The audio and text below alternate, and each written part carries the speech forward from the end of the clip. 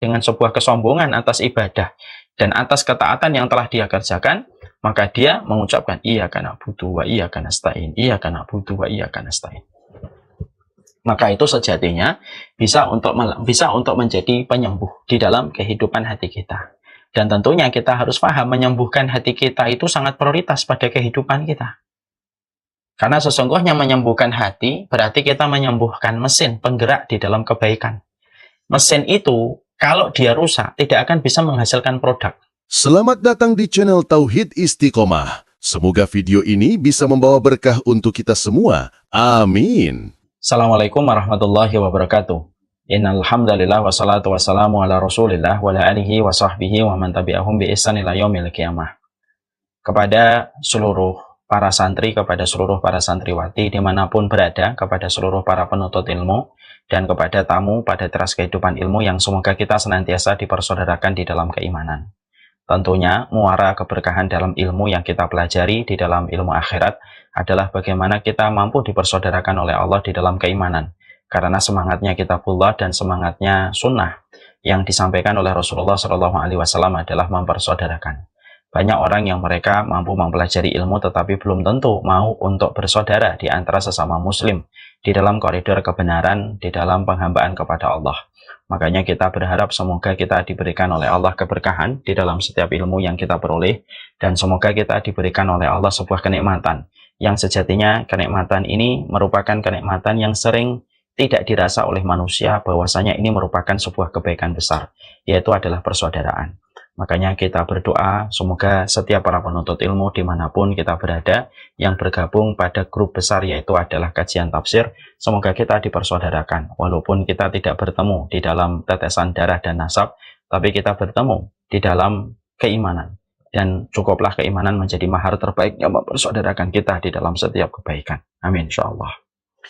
Alhamdulillah, tentunya senantiasa kita bersyukur kepada Allah atas seluruh nikmat yang Allah berikan kepada kita, sehingga pada kesempatan hari ini kita berjumpa, dan tidak ada yang kita senantiasa berikan kecuali adalah memberikan makna kesyukuran atas apapun yang kita telah peroleh dan apapun yang kita dapatkan. Tidak akan membahayakan apapun masalah selama hati kita senantiasa bersyukur, karena kesyukuran itu merupakan pintu yang akan membuka kelapangan. Kesyukuran itu merupakan sebuah pintu yang apabila terbuka akan menciptakan dan memberikan kecukupan pada kehidupan kita. Kelapangan dan kecukupan hari ini menjadi sesuatu yang sangat mahal, karena banyak orang yang hanya mengejar kuantitas dan hanya mengejar disit, tapi mereka lupa untuk mengejar kecukupan dan kelapangan. Padahal kecukupan dan kelapangan sejatinya hak prerogatifnya Allah. Tidak pernah Allah berikan kecuali kepada hamba yang senantiasa hatinya dan jiwanya bersyukur kepadanya dalam setiap urusan. Kepada Allah kita bersyukur dan kepadanya kita menggantungkan segala urusan kehidupan kita. Dan semoga Allah tidak pernah meninggalkan kita dan selalu membimbing kita supaya kita menjadi bagian dari deretan hamba yang bersyukur kepadanya. Amin insyaallah. Kita pada kesempatan hari ini akan melanjutkan pembahasan kita tentang tafsir dan pembahasan kita tentang tadabbur Quran. Tentunya kemarin kita sudah menyampaikan why-nya dan latar belakang kenapa kita memiliki sebuah keinginan besar untuk mempelajari tafsir dan mentadaburi setiap ayat yang Allah turunkan dalam kehidupan kita. Tentunya setiap poin-poin yang telah kita pelajari dari apa yang menjadi latar belakang kita mempelajari tafsir dan tadabbur itu bisa memberikan kepada kita sebuah kekuatan serta memberikan kepada kita istiqomah di dalam perjalanan panjang kita untuk menyelami setiap ayat dari setiap kalam yang Allah turunkan dalam kehidupan petunjuk sebagai manusia. Dan itu merupakan sebuah kekuatan bagi kita untuk mentadaburi Al-Quran. Karena kita tahu bahwasanya tafsir dan tadabbur merupakan salah satu ilmu yang mulia. Karena objek dari ilmu ini adalah kalamullah. Ketika objek dari ilmu ini adalah kalamullah, berarti apapun kalau sudah berkaitan tentang Allah, maka itu pasti menjadi mulia. Dan kemuliaan hidup kita ketika kita banyak sekali merenungi dan banyak sekali mengambil pokok dan banyak sekali mengambil kehidupan kita sesuai dengan petunjuk yang ada di dalam kalamullah. Tentunya saya kemarin juga menyampaikan bahwasanya perkataan manusia itu adalah penyakit dan tidak ada obatnya dari perkataan manusia kecuali adalah menyelami dan mentadaburi perkataan-perkataan indah yang datang dari Allah untuk kita pahami maknanya dan kita jadikan petunjuk serta pelita pada kehidupan kita. Nah, inilah yang menjadikan kita mempelajari tafsir dan tadabbur pada ayat pada tafsir dan tadabbur ayat-ayat yang terpilih. Kita pada kesempatan hari ini sudah mulai memasuki surat Al-Fatihah, karena surat Al-Fatihah merupakan surat yang memiliki keutamaan yang sangat besar. Tentunya ketika surat ini memiliki keutamaan yang sangat besar, maka tidak ada yang kita tinggalkan pada 7 ayat yang ada pada surat Al-Fatihah kecuali kita membahas semuanya. Karena ini merupakan surat yang paling familiar untuk kita, paling dekat dengan kita, dan dihafalkan hampir seluruh manusia yang beriman kepada Allah. Dan tentunya kita harus mengetahui makna yang terkandung di dalam surat Al-Fatihah, karena kandungannya yang begitu besar. Karena kandungan yang ada pada surat Al-Fatihah tidak ada yang bisa untuk dipilih dan dipilah, karena semuanya memang betul-betul layak untuk dijadikan perenungan pada kehidupan kita. Maka inilah yang menjadikan kita pada pembahasan ini, kita memulai dengan surat Al-Fatihah. Sebelum kita mengenali satu persatu dari perenungan dan tadabbur serta tafsir yang kita ungkap atau yang diungkap oleh para ulama tentang setiap ayat yang ada dan terdapat pada surat Al-Fatihah, mari kita mengetahui dulu khasiat yang dimiliki oleh surat Al-Fatihah. Banyak di antara kita mengenal surat Al-Fatihah dari semenjak kecil, tapi terkadang kita belum mengetahui keutamaan dan belum mengetahui khasiat yang dimiliki pada surat Al-Fatihah. Tentunya ketika kita tidak mengenali khasiat yang terdapat pada surat Al-Fatihah, maka ini adalah sebuah kerugian yang sangat nyata untuk kita. Karena ibaratnya sebagaimana satu pasukan, dia diberikan pistol, diisi dengan peluru, tetapi tidak ada satupun dari pistol itu yang digunakan untuk membunuh musuh. Maka tentunya prajurit yang semacam ini biasanya akan dikeluarkan dari kesatuannya, karena dia tidak bisa menggunakan senjata. Orang yang tidak mengetahui tentang khasiat Quran itu sama dengan orang yang mereka memiliki modal yang sangat besar dan memiliki market yang sangat-sangat kondusif supaya dia bisa berbisnis dan dia bisa mendapatkan keuntungan besar dari bisnisnya. Tapi justru modal dia tidak pakai, market yang sudah ada tidak dia maksimalkan, dan akhirnya dia justru bangkrut dan tidak mendapatkan harta, padahal di hadapannya ada banyak sekali kesempatan yang mampu dia regu dan mampu dia dapatkan ketika dia mengelola bisnisnya. Itulah analogi sederhana, itulah perumpamaan bagi mereka yang senantiasa tidak mengetahui betapa besarnya khasiat yang dimiliki surat Al-Fatihah. Makanya sebelum kita membahas setiap ayat yang ada pada surat Al-Fatihah, sebelum kita membaca setiap keutamaan yang terdapat pada surat Al-Fatihah, maka kita bahas dulu khasiatnya dulu. Karena ternyata surat Al-Fatihah merupakan surat yang memiliki kedudukan yang sangat agung. Ketika kedudukannya begitu sangat agung, kita harus paham khasiat yang ada pada surat Al-Fatihah. Maka di dalam beberapa riwayat disebutkan bahwasanya surat Al-Fatihah disebut dengan Al-Kafiyah. Al-Kafiyah Syafiyah. Ya, Al-Kafiyah Syafiyah. Bahwasanya surat Al-Fatihah di dalam beberapa riwayat disebut dengan Al-Kafiyah Syafiyah, yaitu adalah Al-Kafiyah yang artinya mencukupi, Syafiyah itu yang artinya penyembuhan. Artinya bahwasanya surat Al-Fatihah itu mencukupi dari semua yang dibutuhkan oleh setiap manusia, dan dia juga disebut pula di dalam beberapa riwayat memiliki sebuah nama, yaitu adalah Asy-Syafiyah yang artinya adalah penyembuh. Tentunya kita paham ya, perbedaan antara dawaun dan asyafi itu beda. Bahwasanya terdapat perbedaan antara dawaun dan syafi. Dawaun itu artinya obat. Kalau kita mengetahui ada sesuatu yang disebut dengan obat, berarti ada dua kemungkinan kalau kita berinteraksi dan menggunakan obat, bisa sembuh ataupun tidak sembuh dengan izin Allah. Maka itulah yang dinamakan ketika berinteraksi dengan obat. Obat itu ya bisa sembuh, bisa tidak sembuh. Tapi surat Al-Fatihah tidak disebut dengan ad-dawa. Surat Al-Fatihah tidak disebut dengan obat, tapi surat Al-Fatihah disebut dengan Asy-Syafiyah. Asy-Syafiyah itu artinya bahwasanya dia penyembuh. Berarti betul-betul ketika kita berinteraksi dengan benar pada surat Al-Fatihah, maka surat Al-Fatihah itu bukan sekedar obat. Obat itu levelnya lebih rendah. Tapi disebutnya oleh para ulama disebut dengan Asy-Syafiyah, yang artinya adalah penyembuh. Karena pada surat ini ada penyembuhan terhadap berbagai macam penyakit yang dimiliki oleh manusia. Inilah yang kita harus kenal dari surat Al-Fatihah. Tentunya ini sangat tergantung bagaimana keimanan kita kepada Al-Quran dan bagaimana keimanan kita kepada surat Al-Fatihah itu sendiri. Karena itu juga tergantung kepada keimanan kita. Kalau kita tidak mengimani dengan benar, kalau kita tidak mengimani dengan sempurna, tentunya ketika kita tidak mengimani secara sempurna, ya tentunya surat ini tidak bisa memberikan efek yang kita inginkan ketika kita mengimaninya secara tidak sempurna. Jadi efek dari sebuah kata Asy-Syafiyah yaitu penyembuh itu sangat tergantung pada proses keimanan kita. Bagaimana kita mengimani surat Al-Fatihah ini pada kehidupan iman kita. Karena keimanan sangat mempengaruhi bagaimana hasil yang kita peroleh. Tentunya kan kalau dalam bahasa kedokteran, kita jabarkan sedikit. Dalam bahasa kedokteran, terkadang ada sebuah kata yang disebut dengan sebuah kata sugesti. Sugesti itu terkadang bisa memberikan efek yang luar biasa. Ada pasien sebelum datang ke dokter, dia sudah mensugesti dirinya. Kalau ketemu dokter, insya Allah sembuh. Ada pasien yang mensugesti dirinya secara tidak langsung, kalau disuntik, insya Allah sembuh. Maka akhirnya betul, baru ketemu dokter, sudah sembuh. Baru disuntik, sudah merasa jauh lebih baik. Itu namanya sugesti. Sugesti ini tentunya di bawah levelnya beriman, mengimani. Karena kalau kita mengimani, maka jauh lebih tinggi daripada sekedar level sugesti. Dan ini sangat mempengaruhi bagaimana khasiat yang dimiliki pada setiap doa, pada setiap obat sunnah yang kita minum, pada setiap surat yang kita dapatkan keutamaannya, sangat terpengaruh dan sangat dipengaruhi dengan keimanan kita kepada apa yang kita dapatkan pada ilmunya. Nah, sekali lagi ya, itulah yang kita harus paham. Saya memiliki sebuah kisah nyata, bagaimanapun kalau kita yakin, ya kita betul-betul akan diberikan oleh Allah sesuai dengan prasangka kita. Makanya kita mendapati ada sebuah riwayat, Allahu inda dhanni abdih. Sesungguhnya Allah itu bersama dengan prasangka hambanya.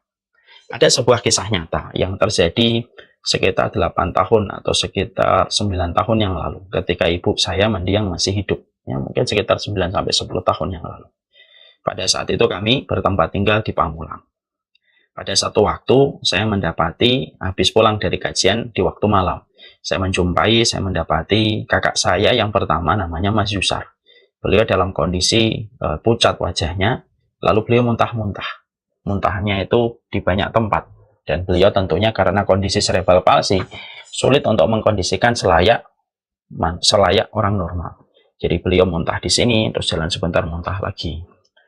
Saya ketika baru pulang, saya dalam kondisi kaget. Ada apa yang terjadi dengan kakak Mas Yusar ini? Saya tanya sama ibu, saya tanya sama bapak, tadi makan apa kok sampai Mas Yusar muntah? Saya masih ingat jawaban yang disampaikan oleh ibu. Ibu mengatakan, kami tadi makan ayam bakar taliwang. Saya makan, bapak juga makan, Mbak Risma, kakak saya, adik perempuan dari Mas Yusar juga makan, termasuk Mas Yusar. Semuanya makan, tapi tidak ada yang muntah kecuali Mas Yusar.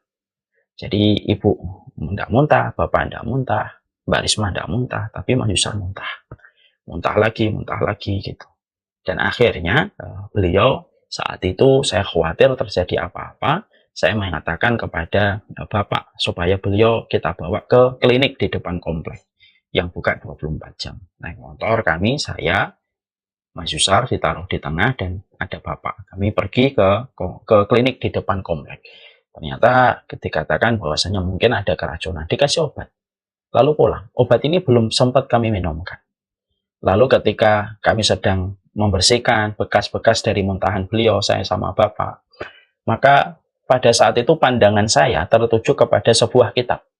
Kitab itu adalah Mausu'atul Adab Al-Islamiyah Al-Murattabah Ala Hurufil Hijaiyah, ensiklopedia adab dan sunnah yang dicontohkan oleh Rasulullah dari A sampai Z. Maka seketika pada saat itu saya teringat bahwasanya adabnya dan sunnahnya ketika ada yang sakit, kita disunahkan untuk berwudu, kita disunahkan untuk mengusapkan bekas air wudu ke bagian orang yang sakit, kita disunahkan untuk membacakan Al-Quran, kita disunahkan untuk membacakan Al-Ikhlas, Al-Falaq, An-Nas pada saat itu.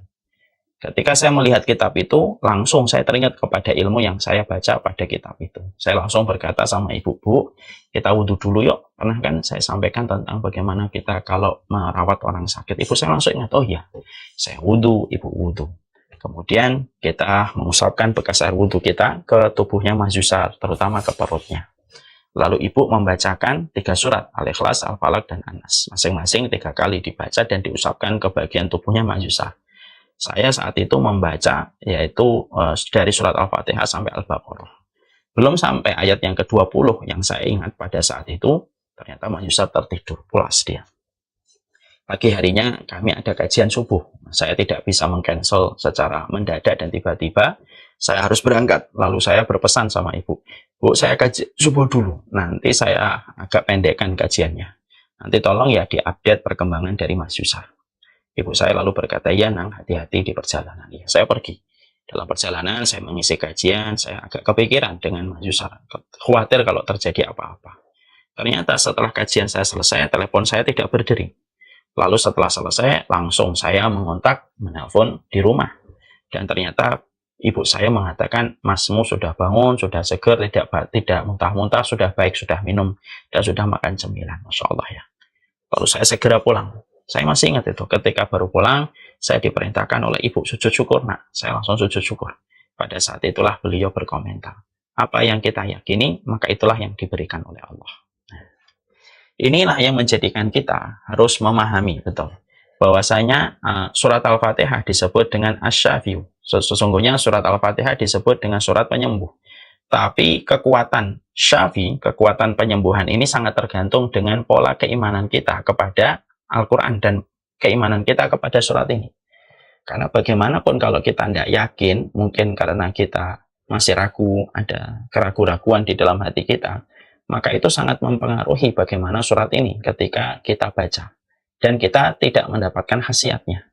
Makanya sebelum kita mentadaburi, lalu kita mengungkapkan khasiat yang dimiliki oleh surat Al-Fatihah, mari sama-sama sejenak kita berpikir, kita merenung sejenak bahwasanya apa yang kita lihat dan apa yang kita dapatkan pada surat Al-Fatihah itu pada dasarnya betul-betul turun dari sisi Allah, dan kita harus yakin 100%, bahkan 1000% bahwasanya surat ini merupakan surat yang memiliki keutamaan, surat yang memiliki kemuliaan yang begitu besar, dan keimanan kita kepada surat ini sangat-sangat menentukan bagaimana khasiat itu kita peroleh dan kita dapatkan. Nah, silahkan masing-masing seluruh peserta yang hadir pada kesempatan hari ini mengambil waktu 1 menit. Kita mencoba memberikan narasi kepada pikiran kita dan hati kita. Ini adalah surat yang agung sekali, sampai ditempatkan oleh Allah menjadi surat yang pertama. Nah, sekarang mari kita sejenak merenungkan, berdialog dengan hati kita, dan merasa kita di hadapan Allah. Dan bagaimana kita merasa diajak bicara dengan surat ini. Sembari kita membaca surat Al-Fatihah. Bismillahirrahmanirrahim. Alhamdulillah.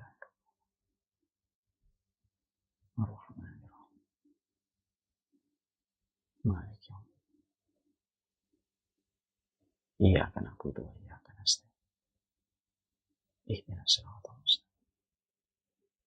Siratal ladzina an'amta 'alaihim ghairil maghdubi 'alaihim waladdallin. Ini kita harus hadirkan hati kita, ya. Karena surat yang akan kita bahas ini surat yang memiliki keutamaan dan keagungan yang sangat besar, maka kita betul-betul menghadirkan hati kita pada surat ini. Supaya kehadiran hati kita pada surat ini menghadirkan sebuah keimanan, dan keimanan sejatinya jauh lebih tinggi daripada urusan sugesti. Ketika kita sudah hadir keimanan pada surat ini, maka sesungguhnya surat ini, sebagaimana namanya, surat ini menjadi surat Al-Kafiyus Syafi, yaitu adalah surat yang mencukupi dan surat yang menyembuhkan. Karena surat ini bukan hanya menjadi obat, tapi bisa menyembuhkan. Setelah kita mencoba untuk menata kembali hati kita dan kembali menghadirkan hati kita untuk menghadirkan kembali tentang surat Al-Fatihah, maka sekarang mari kita bedah. Ya, sekarang mari kita bedah dan mari kita perhatikan dan kita telisik. Apa sih khasiat yang dimiliki oleh surat ini? Imam Ibnu Qayyim, beliau menyampaikan di dalam sebuah riwayat, yaitu di dalam kitab Madarijus Salikin. Di dalam kitab Madarijus Salikin, beliau mengatakan, "Sering sekali aku mendengar guruku Syekhul Islam Ibnu Taimiyah mengatakan, Iyyaka na'budu, yang artinya kepadamu kami menyembah, merupakan obat dari penyakit riya. Iyyaka nasta'in, kepadamu kami meminta pertolongan, merupakan obat dari kesombongan. Maka iyyaka na'budu dapat menghilangkan penyakit hati dengan mengingatkan seseorang hamba untuk senantiasa ikhlas di dalam setiap ibadah yang dia lakukan, semata-mata mengejar kemuliaan di sisi Allah. Wa iyyaka nasta'in, untuk menyadarkan kita bahwasanya ibadah yang kita lakukan ini bukan karena kehebatan kita, tapi karena semata-mata pertolongan Allah." Jadi yang pertama, disinilah kita mendapati dan kita menjumpai bahwasanya surat Al-Fatihah itu merupakan salah satu surat yang mana, kata Imam Ibnu Qayyim di dalam kitabnya Madarijus Salikin, beliau mengambil contoh dari gurunya. Bahwasanya Iyyaka na'budu sering dibaca oleh gurunya Syekhul Islam Karena iyyaka na'budu itu supaya mengkondisikan dan menyadarkan hatinya dan membangunkan hatinya bahwasanya hidupnya dia dan ibadahnya itu hanya semata-mata untuk menjemput keridhaan dari Allah. Iyyaka na'budu, hanya Engkau kami menyembah. Kami menyembah bukan karena duit, kami menyembah kepadamu bukan karena harta, kami menyembah kepadamu bukan karena jabatan, kami menyembah kepadamu bukan karena finansial, tapi kami menyembah itu hanya kepadamu, ya Allah. Ini sekaligus pula untuk mengingatkan hati kita. Kita ini beribadah bukan karena dunia, kita beribadah bukan karena harta yang kita ingin peroleh dan kita ingin jaga. Kita beribadah bukan karena ingin mendapatkan pujian manusia, bukan. Tapi ketika kita sering mengulang kata iyyaka na'budu, mengingatkan kita, menyadarkan kita, membangunkan hati kita bahwasanya ibadahmu, seluruh ketaatan yang kamu lakukan, seluruh ibadah yang kamu kerjakan semata-mata adalah untuk menjemput ridhonya Allah di balik setiap ibadah, karena ibadahmu merupakan ikhtiar untuk mendapatkan, karena ibadahmu merupakan ikhtiar untuk menjemput rahmatnya Allah. Ya. Itu dengan kita membaca iyyaka na'budu. Wa iyyaka nasta'in, kepadamu kami meminta pertolongan. Artinya, kita tentunya paham. Disebutkan kata nasta'in setelah kata na'budu, kata para ulama adalah, kenapa ada kata meminta pertolongan diletakkan setelah kata ibadah? Karena sesungguhnya ibadah yang kita lakukan itu tidak akan bisa lahir dari kehidupan kita sampai kita mendapatkan pertolongan secara sempurna dari Allah. Jadi ketaatan kita, ibadah kita itu bukan karena kehebatan kita, bukan karena kekuatan kita, tetapi semua ibadah yang kita lakukan, semua ibadah yang kita kerjakan, itu semata-mata karena pertolongan Allah. Jadi kita bisa ngaji, kita bisa menutup aurat, kita bisa punya ketaatan kepada suami, kita bisa punya kebaikan kepada istri. Semua rangkaian dari ketaatan dan ibadah yang kita lakukan bukan karena kita hebat, tetapi semata-mata karena pertolongan Allah. Makanya disinilah kita akhirnya paham, bukan kita yang hebat, tetapi Allah lah yang hebat ketika menolong setiap makhluknya. Dan itulah diantara yang kita pahami ketika kita mengerti iyyaka na'budu wa iyyaka nasta'in. Iyyaka na'budu, iyyaka nasta'in. Makanya disinilah akhirnya Syekhul Islam, sebagaimana testimoni yang disampaikan oleh Imam Ibnu Qayyim, sesungguhnya ketika seseorang sering mengulang iyyaka na'budu wa iyyaka nasta'in, akan menjadikan hatinya yaqdhah. Hati itu ada dua sebenarnya. Ada hati yang yaqdhah, ada hati yang yamut atau yanam. Yanam ataupun yamut. Ada hati yang terjaga, ada hati yang tidur atau mati. Hati yang terjaga dan tertidur, hati yang tertidur ataupun hati yang mati, maka pada dasarnya dia memiliki banyak penyakit-penyakit berat pada kejiwaannya. Mungkin dia menjadi orang narsistik, menjadi orang yang sombong, menjadi orang yang dengan berbagai mungkin penyakit-penyakit mental illness mungkin bisa didapatkan olehnya. Karena bagaimanapun sebuah penyakit yang kita peroleh juga merupakan bagian dari kesalahan yang kita kerjakan. Ya. Makanya ketika kita memahami itu kondisi hati yang tidur atau kondisi hati yang mati, ada kondisi hati yang disebut dengan kondisi hati yaqdhah, hati yang hidup, hati yang terjaga. Dan hati yang terjaga itu adalah hati yang tahu betul bahwasanya ibadah yang dia kerjakan dan dia lakukan itu semata-mata karena pertolongan Allah. Makanya tidak usah sombong pada ibadah dan tidak usah sombong pada ketaatan yang kita lakukan. Toh ibadahmu, ketaatanmu, ketaatan saya, ibadah saya pun juga merupakan bagian dari pertolongan Allah yang besar pada kehidupan saya. Bukan karena kehebatan kita semuanya. Makanya betul sebagaimana yang sering saya ulang-ulang di banyak kesempatan. Orang yang sombong dengan harta itu tercela. Orang yang sombong dengan jabatannya itu tercela. Tapi orang yang sombong dengan ibadahnya dan ilmunya itu yang paling tercela di dalam deretan kesombongan. Karena sesungguhnya kalau ada orang yang sombong dengan ibadahnya dan ilmunya, itu menjadi sangat tercela. Karena satu, ibadah itu pun juga terjadi dan terwujud semata-mata karena pertolongan Allah. Itu yang pertama. Yang kedua, ibadah itu pun belum tentu diterima oleh Allah sampai betul-betul kita menghadirkan keikhlasan. Makanya disitulah kita akhirnya memahami betul bahwasanya kita ini ketika mendapati khasiatnya surat Al-Fatihah, salah satu di antara khasiat yang dimiliki oleh surat Al-Fatihah, surat ini bisa menyembuhkan penyakit-penyakit hati, terutama pada dua penyakit hati yang berat, yaitu riya, cinta dunia di dalam beribadah, dan sombong di dalam apa yang telah dia kerjakan di dalam hidup. Makanya siapapun orang yang merasa hatinya, siapapun di antara kita yang merasa diuji dengan riya, diuji dengan kesombongan, diuji dengan cinta kepada dunia sampai merelakan ibadahnya untuk urusan dunia, maka tidak ada penyembuh yang harus dia lazimi. Penyembuh itu adalah iyyaka na'budu wa iyyaka nasta'in, yang terus dia ucapkan, dia ulang-ulang sembari dia berikan makna pada kata-kata itu supaya kata-kata itu hidup ketika diucapkan lisan dan masuk pada rongga hati dan pucuk jiwanya. Ini penting. Jadi iyyaka na'budu wa iyyaka nasta'in. Jadi ketika kita merasa bahwasanya kita sedang terjangkiti sebuah keinginan untuk riya, iyyaka na'budu, iyyaka na'budu ya Allah, iyyaka na'budu. Ketika seseorang lagi khawatir bahwasanya apa yang dilakukan ini bukan karena Allah, tetapi karena sebuah materi yang pengen dia peroleh dan sebuah finansial yang pengen dia peroleh, maka dia mengucapkan iyyaka nasta'in, iyyaka na'budu wa iyyaka nasta'in. Ketika seseorang terjangkiti, lagi rawan terjangkiti dengan sebuah kesombongan atas ibadah dan atas ketaatan yang telah dia kerjakan, maka dia mengucapkan iyyaka na'budu wa iyyaka nasta'in, iyyaka na'budu wa iyyaka nasta'in. Maka itu sejatinya bisa untuk menjadi penyembuh di dalam kehidupan hati kita. Dan tentunya kita harus paham menyembuhkan hati kita itu sangat prioritas pada kehidupan kita. Karena sesungguhnya menyembuhkan hati berarti kita menyembuhkan mesin penggerak di dalam kebaikan. Mesin itu kalau dia rusak tidak akan bisa menghasilkan produk. Mesin di dalam kehidupan kita itu hati kita. Produk dari mesin yang bernama hati menghadirkan produk-produk amal solih. Kalau mesinnya rusak, maka tidak bisa untuk memberikan sebuah produk. Terhenti produktivitas sebuah perusahaan ketika mesinnya rusak. Maka ketika kita mengetahui kedudukan hati sebagaimana mesin produksi yang melahirkan produk, berarti menyembuhkan hati itu merupakan sebuah prioritas yang besar. Karena hati kita itu di sisi yang lainnya bukan sebagaimana mesin atau produk ya, atau mesin bukan sebagaimana mesin semata, tapi hati kita di sisi yang lain diibaratkan bahwasanya hati itu sebagaimana imunitas tubuh. Kalau kita bicara imunitas tubuh tidak membahayakan bakteri ataupun virus selama imunitas kita memang pada kondisi yang baik. Masih ingat nggak kita di awal-awal pandemi? Di awal-awal pandemi kita sering sekali mendapati penjelasan dari para tenaga medis ketika banyak manusia, banyak masyarakat khawatir dengan COVID.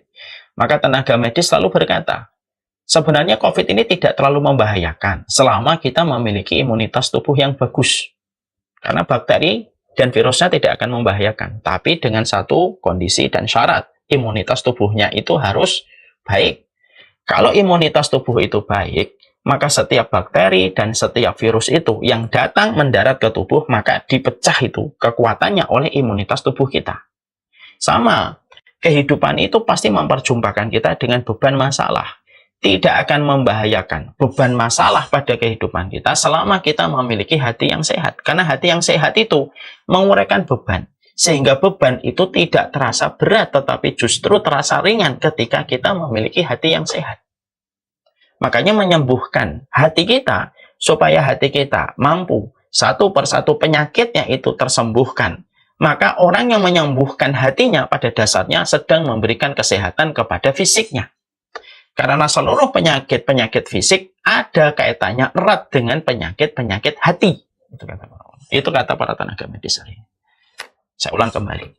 Orang yang menyembuhkan penyakit hatinya itu pada dasarnya dia sedang memberikan kesehatan plus kepada fisiknya. Jadi kalau kita menyembuhkan hati kita, ini sebenarnya kita sedang memberikan kualitas kesehatan untuk tubuh kita. Karena seluruh penyakit-penyakit fisik itu selalu ada kaitan erat dengan penyakit hati. Ya, dari jantung, dari diabetes, dan semuanya. Makanya kita sering menjumpai kan perkataan dokter kalau sedang mengobati pasien, selalu perkataan pertama setiap dokter itu adalah jangan terlalu stres, jangan terlalu banyak pikiran. Itu yang dikatakan dokter pertama kali. Kenapa? Kalimat yang disampaikan oleh dokter yang pertama kali sebelum memberikan obat, selalu dokter mengatakan jangan stres. Karena hati dan pikiran yang stres itu mengakibatkan semua akan merasakan dampak dari hati dan pikiran yang stres. Makanya ketika mengkondisikan hati kita normal, maka sebenarnya kita sedang memberikan peredaran darah yang positif yang akan membawa pula kesehatan untuk fisik kita. Makanya disinilah kita akhirnya paham khasiat yang dimiliki oleh surat Al-Fatihah begitu besar.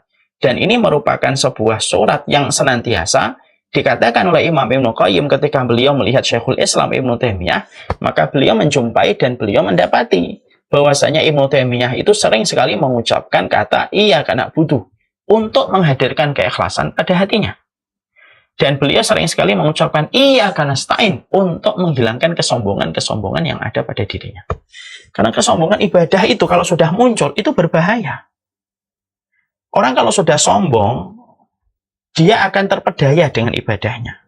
Dan orang yang terpedaya dengan ibadahnya adalah salah satu penyebab jauhnya seseorang dari pertolongan Allah. Kalau sudah merasa ujub dengan ibadah.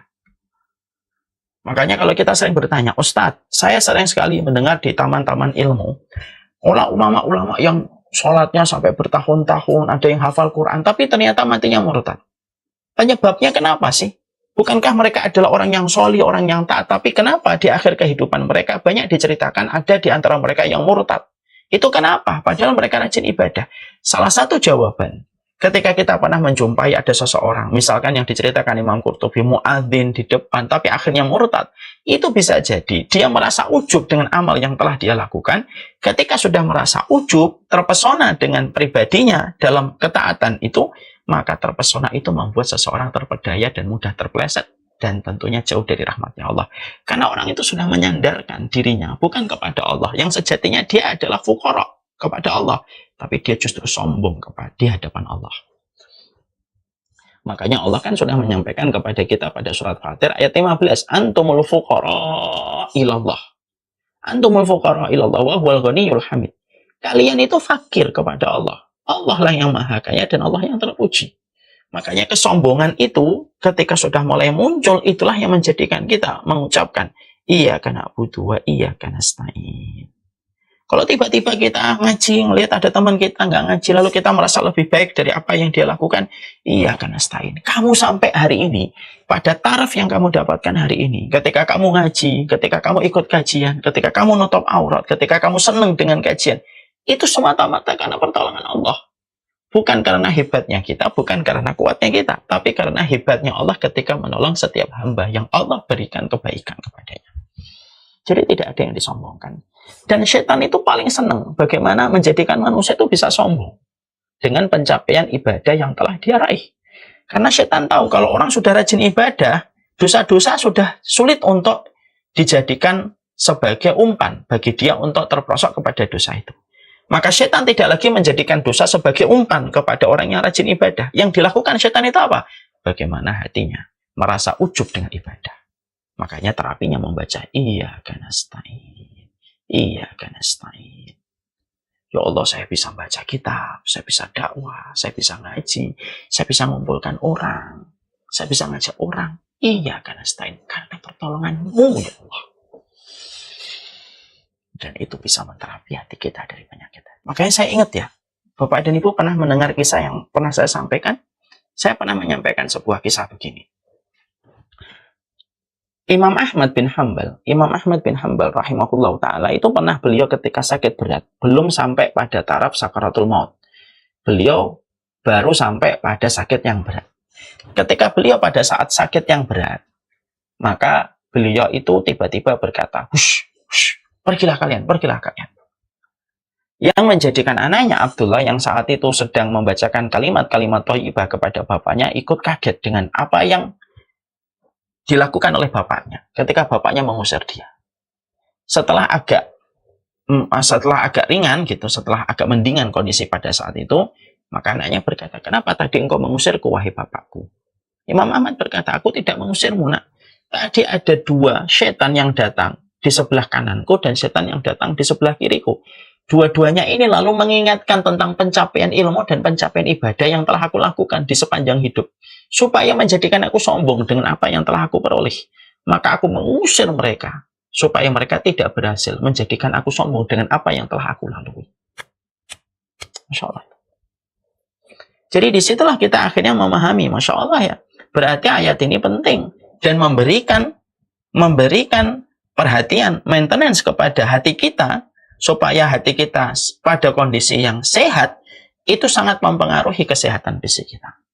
Maka banyak-banyaklah mengucapkan iyyaka na'budu wa iyyaka nasta'in. Iyyaka na'budu, iyyaka na'budu. Kapan kita mengucapkan itu, Ustaz? Ketika kamu khawatir, ibadahmu hanya ingin mendapatkan pujian manusia. Kapan kita mengucapkan iya karena butuh? Ketika kamu khawatir bahwasanya ibadahmu hanya ingin mendapatkan dunia. Iya karena selain kapan kita mengucapkan? Ketika kita khawatir bahwasanya kita sombong dengan apa yang telah kita gapai dan ketaatan yang kita dapatkan hari ini. Maka pada dua kondisi itulah kamu banyak mengulang-ulang ayat iya karena butuh, iya karena butuh, iya karena butuh, iya karena selain, iya karena selain. Itu yang kita pahami. Maka disinilah kita mendapati bahwasanya surat Al-Fatihah yang pertama itu menyembuhkan penyakit-penyakit hati.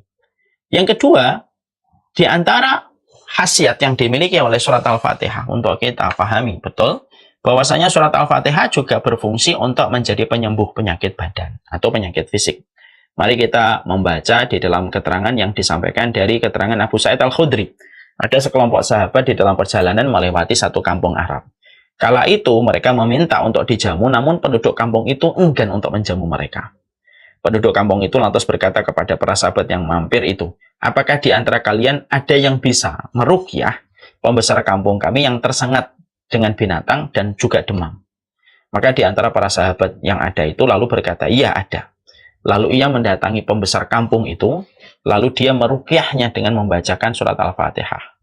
Maka dengan izin Allah, setelah dibacakan surat Al-Fatihah, maka pembesar kampung itu dengan izin Allah sembuh. Ya. Maka pembesar kampung itu sembuh. Lalu yang membacakan ruqyah tadi diberikan seekor kambing, tetapi dia enggan menerima. Ya, lalu mendatangi Rasulullah SAW dan mengatakan dan bercerita. Jadi para sahabat itu saking hati-hatinya kalau menerima sesuatu itu mereka bertanya dulu kepada Nabi tentang status dari apa yang mereka terima.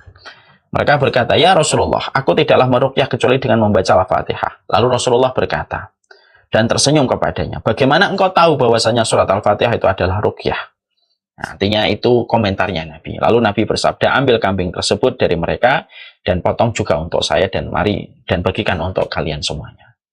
Di situ kita menjumpai bahwasanya pembesar kaum dalam satu riwayat yang disampaikan dari sahabat Abu Sa'id Al-Khudri radhiyallahu anhu, kita menjumpai bahwasanya ada penduduk kampung yang mereka tersengat binatang dan juga demam. Ini kan penyakit fisik.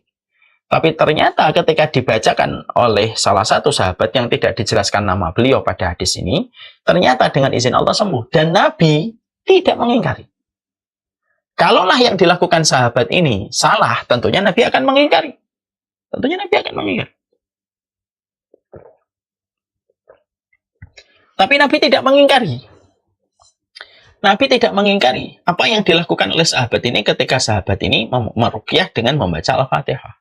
Berarti kalau Nabi tidak mengingkari, ini berarti takrir, ketetapan dari Nabi. Berarti ketetapannya adalah betul-betul bahwasanya surat Al-Fatihah itu merupakan penyembuh. Bukan hanya pada penyakit hati, tetapi juga pada penyakit fisik.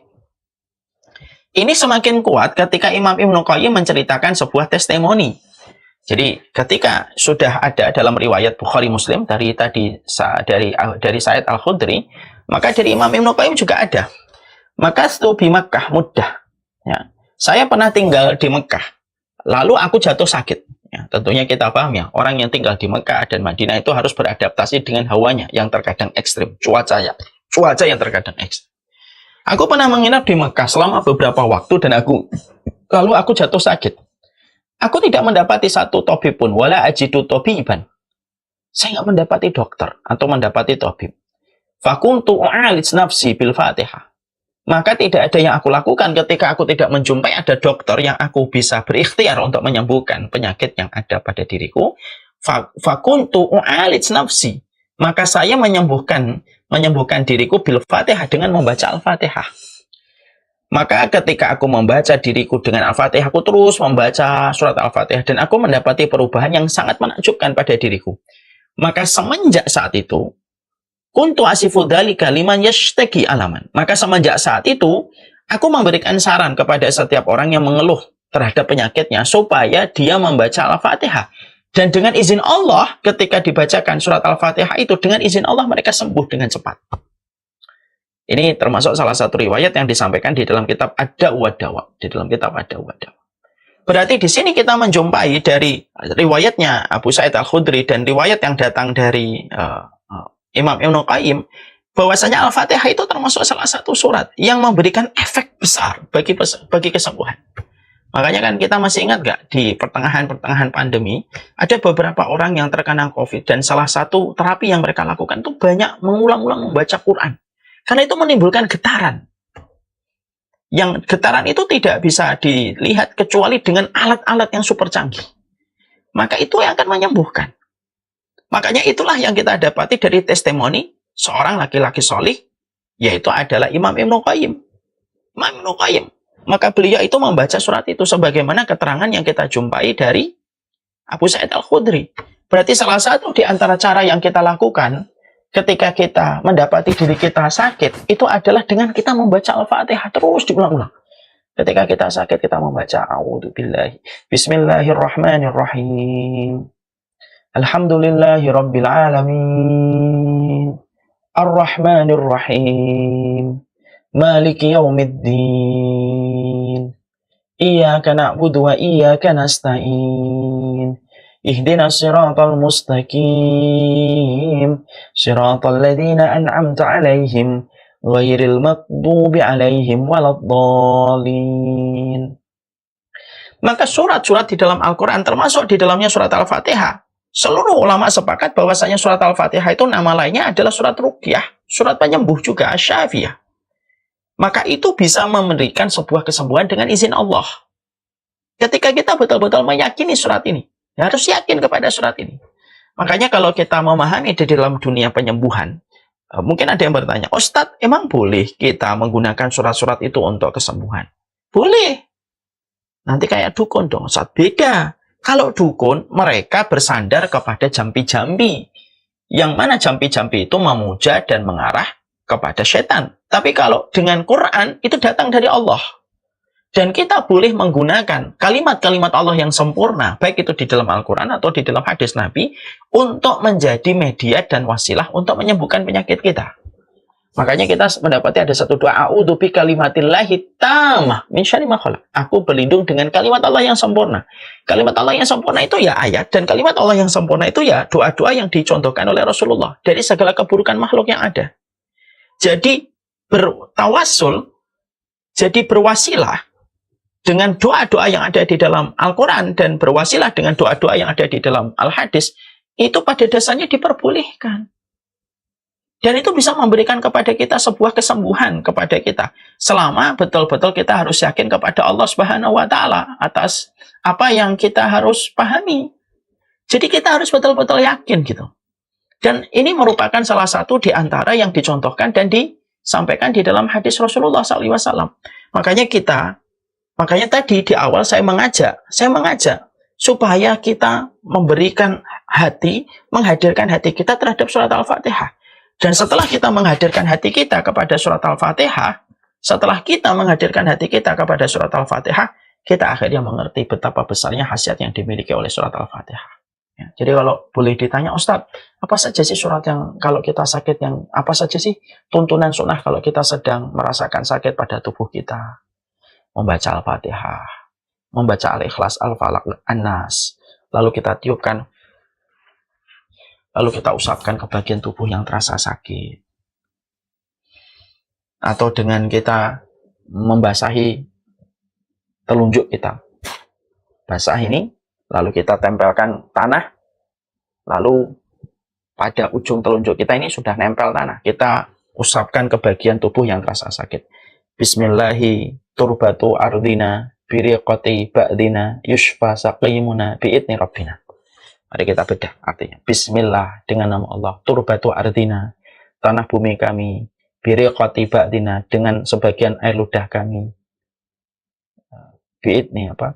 Bismillahi turbatu ardina biriqati ba'dina yushfa saqimuna bi'idni rabbina. Menyembuhkan sebagian penyakit sebagian dari kami. Itu juga dicontohkan oleh Rasulullah. Ya. Makanya Rasulullah itu terkadang kalau beliau sakit membaca 3 surat itu lalu diusapkan ke bagian tubuh yang sakit. Al-Ikhlas 3 kali, Al-Falaq 3 kali, An-Nas 3 kali. Kemudian tiup. Yakin kita. Usap ke bagian yang sakit. Allah.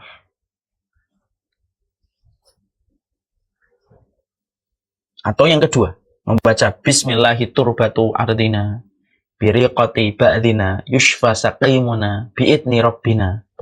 Bismillahi turbatu ardina, bismillah dengan nama Allah, turbatu ardina, tanah sebagian dari kami, dengan sebagian ludah kami, menyembuhkan sebagian yang sakit di antara kami. Lalu tempelkan ujung telunjuk yang basah itu ke permukaan tanah, lalu usapkan ke bagian tubuh yang sakit. Itu juga dilakukan di dalam kulturnya sunnah ketika mencoba untuk menyembuhkan penyakit. Atau yang ketiga, membaca Al-Fatihah diulang-ulang terus. Sebagaimana itulah kesaksian dan testimoni yang disampaikan oleh Imam Ibnu Qayyim. Makanya ini pula kita harus dimulai dari sebuah keyakinan. Harus yakin betul ini. Kita harus yakin betul terhadap surat ini. Makanya kita lihat ya bagaimana seorang Ibnu Taimiyah menderita sakit. Tidak ada tabib, tidak ada dokter. Dan beliau mengobati dirinya dengan membaca Al-Fatihah. Dan ternyata dengan izin Allah sembuh. Sekarang mari kita dudukkan secara akal, secara logika. Kok bisa membacakan Al-Fatihah itu sembuh? Mungkin apa yang kita pelajari pada hadis ini, bagi mereka yang tidak menjadi penuntut ilmu dan mereka mungkin tidak paham tentang referensi sunnah, mungkin bagi mereka membingungkan, gimana bisa sembuh? Ya, padahal cuma membacakan itu. Lalu mereka beranggapan sembuh itu ya harus ada obatnya, harus ada yang dimasukkan ke tubuh, harus ada yang memproses di dalam tubuhnya, baru itu bisa sembuh. Tapi kalau dibacakan kok bisa sembuh? Nah, sekarang mari kita jawab kalau ada orang yang berkata semacam ini. Bagi orang yang beriman, satu yang kita harus pahami. Yang memberikan kita sakit adalah Allah. Dan tidak ada yang bisa menyembuhkan itu kecuali adalah Allah. Makanya kita membaca fa'idha maritu fahuwa yashfin. Sesungguhnya ketika aku sakit, maka hanya Allah yang menyembuhkan. Maka Allah lah yang menyembuhkan.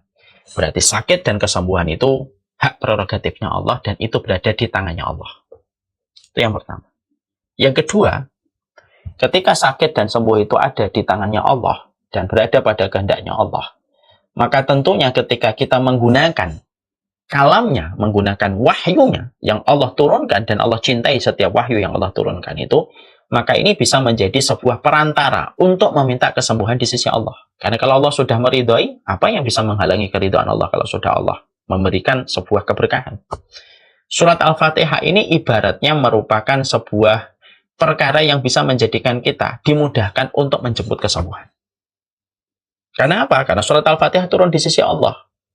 Dan ketika kita mengimani surat ini, berdasarkan keimanan yang kita berikan pada surat ini, maka insya Allah berdasarkan itu pula dan sebesar itu pula Allah akan memberikan kepada kita kesembuhan. Karena apa? Yes. Terkait pada poin yang pertama, sakit dan sembuh itu kan memang miliknya Allah. Lalu ketika kita membaca suatu surat yang Allah cintai, dan Allah itu pemilik sakit dan kesembuhan, dan kita membaca surat yang Allah cintai, di mana surat ini juga diturunkan untuk menjadi penyembuh sebagaimana keterangan para ulama, maka korelasinya kuat banget. Korelasinya ini kuat sekali. Kita membaca satu surat yang Allah cintai, di mana Allah yang kita cintai, itu yang memiliki sakit dan memiliki kesembuhan kepada setiap makhluknya. Jadi korelasinya itu kuat. Jadi korelasinya itu kuat. Makanya dengan itulah yang menjadikan kita tidak perlu ragu. Kita harus yakin gitu. Kalaupun kita belum mendapatkan kesembuhan, walaupun kita melazimi, berarti ada satu hikmah yang lebih besar yang Allah ingin berikan untuk kita. Tapi tetap kita harus yakin kepada Allah. Harus yakin kepada Allah. Ada tadi siang, ada seorang jamaah yang bercerita bahwasanya beliau pernah menderita kanker tiroid. Sebenarnya harus dioperasi. Tapi Masya Allah saat itu dia tidak menggunakan obat kimia. Dia hanya minum habatus sauda, diminum terus dengan izin Allah. Kanker tiroidnya hilang. Dengan izin Allah. Disitulah kita harus yakin. Hidup itu harus berdiri di atas janji-janjinya Allah. Hidup itu ketika kita beragama, itu harus yakin kepada setiap janji-janjinya Allah. Dan keyakinan kita kepada janjinya Allah itu harus lebih besar daripada keyakinan kita kepada manusia. Kalau ada seorang pasien yakin kepada dokter bahwasanya dokter itu bisa menyembuhkan dengan izin Allah, kenapa kita tidak bisa yakin langsung kepada setiap wahyu dan setiap surat yang Allah turunkan, di mana secara keilmuan terbukti bahwasanya dia dinamakan sebagai penyembuh. Jadi ini harus betul-betul kita sadari dengan sesadar-sadarnya. Karena interaksi kita kepada surat ini sangat tergantung. Interaksi kita kepada surat ini dan efek dampak yang kita dapatkan dari surat ini sangat tergantung. Sangat tergantung bagaimana kita mengimani surat ini. Makanya saya fokus ya kepada apa yang saya sampaikan di sini. Saya fokus pada apa yang disampaikan di sini, bahwasanya inilah yang saya ingin bangun. Khasiat ini saya sampaikan pertama kali supaya kita harus betul-betul yakin dulu. Khasiat akan kita peroleh berdasarkan keyakinan yang kita berikan kepada surat ini. Nah, inilah kita baru membahas khasiatnya surat Al-Fatihah. Jadi ternyata surat Al-Fatihah memberikan kepada kita sebuah makna yang sangat dalam ya. Bahwasanya surat Al-Fatihah itu memberikan makna kepada kita. Surat Al-Fatihah itu memiliki khasiat menyembuhkan penyakit hati. Surat Al-Fatihah memberikan kepada kita khasiat untuk menyembuhkan penyakit-penyakit fisik pada diri kita. Berikan keimananmu pada surat ini. Berikan hatimu dan maknanya kepada surat ini. Maka surat ini akan memberikan kepadamu sebesar keimanan dan keyakinan hatimu kepada surat ini. Dan itu juga untuk saya. Masya Allah ya. Kita baru membahas khasiatnya aja sudah Masya Allah merinding kita. Ternyata luar biasa surat Al-Fatihah. Makanya kan betul kalau surat Al-Fatihah ini termasuk surat yang sebenarnya kalau dalam pendidikan anak, jangan pernah diwakilkan mengajarkan surat Al-Fatihah kepada orang lain, guru lain. Pastikan itu kalau nggak ibunya, bapaknya. Karena apa? Surat yang memiliki keistimewaan yang sangat besar itu surat Al-Fatihah. Jangan sampai kita tidak mengetahui. Jangan sampai kita sebagaimana semut yang mati di lumbung padi. Hanya karena kebodohan kita. Masya Allah. Inilah yang menjadi pembahasan kita pada kesempatan hari ini. Senang sekali kita pada kesempatan ini baru membahas tentang khasiat surat Al-Fatihah. Saya membangun dulu sebuah keimanan yang lebih tinggi daripada sugesti kepada surat ini. Kisah nyata dari kesembuhan-kesembuhan orang dari ayat yang dibacakan, lalu kita membaca bagaimana surat ini memiliki keutamaan yang besar, khasiat yang besar sekali untuk kesembuhan penyakit hati dan penyakit fisik yang ada pada diri manusia. Semoga Allah memudahkan kita mengimani setiap kalamnya dan menjauhkan kita dari perangkap setan yang membuat kita ragu terhadap setiap kalam dan wahyunya Allah. Ini yang dapat kita sampaikan pada kesempatan ini. Kita baru membahas tentang khasiatnya. Ya, insya Allah pertemuan berikutnya kita bahas keutamaannya. Baru setelah itu kita bedah. Bismillahirrahmanirrahim. Kenapa katanya Bismillah dulu? Itu kita bahas. Inilah yang kita pelajari pada kesempatan hari ini. Senang sekali kita berjumpa pada kesempatan ini bersama dengan seluruh para peserta di tafsir. Silahkan di-share grup tafsir ini supaya bisa menjadi jariah untuk komunitas muslim di Munchen. Semakin banyak orang tahu, semakin banyak orang mendaftar untuk mengikuti kajian ini yang disajikan secara free untuk seluruh para kaum muslimin dan kaum muslimah. Mumpung kita baru mulai, kajian kita baru 3 kali pertemuan. Dan tentunya saya berharap bahwasanya kajian-kajian ini akan terdokumentasi dengan baik. Jadi bisa diulang-ulang kapan-kapan. Dan tidak ada obat yang paling tuntas dari seluruh penyakit yang kita temukan di dunia kecuali adalah kembali sibuk dengan perkataan Allah. Ini yang dapat kita sampaikan. Saya mohon maaf sekali pada kesempatan hari ini. Saya pada kesempatan hari ini tidak membuka tanya jawab karena sedang ada udzur yang menghalangi. Salam untuk seluruh para pengurus di komunitas Munchen di Jerman. Dan silahkan pertanyaan nanti diajukan di grup tafsir. Nanti insya Allah pada pertemuan berikutnya kita akan berikan kelapangan waktu untuk menjawab pertanyaan-pertanyaan itu. Wassalamualaikum Muhammad walhamdulillahirabbil alamin. Senang sekali kita berjumpa dan semoga Allah memberkahi ilmu kita. Subhanakallahumma wa bihamdika asyhadu an la ilaha illa anta astaghfiruka wa atubu ilaik. Jangan lupa untuk mendaftar segera di SISTN atau menjadi donatur, memberikan hadiah atau memberikan beasiswa kepada saudara-saudara muslim yang lain yang ingin mengikuti tapi terkendala dengan biaya. Mari kita sama-sama memikul beban mencerdaskan kehidupan umat dengan apa yang kita bisa lakukan bersama-sama. Dai yang menyampaikan, orang yang diberikan kelapangan memberikan donasi, orang yang mereka kreatif, mereka memberikan ide kreativitasnya supaya memberikan packaging yang terbaik. Semuanya bisa dilakukan bersama. Ini yang dapat saya sampaikan. Assalamualaikum warahmatullahi wabarakatuh.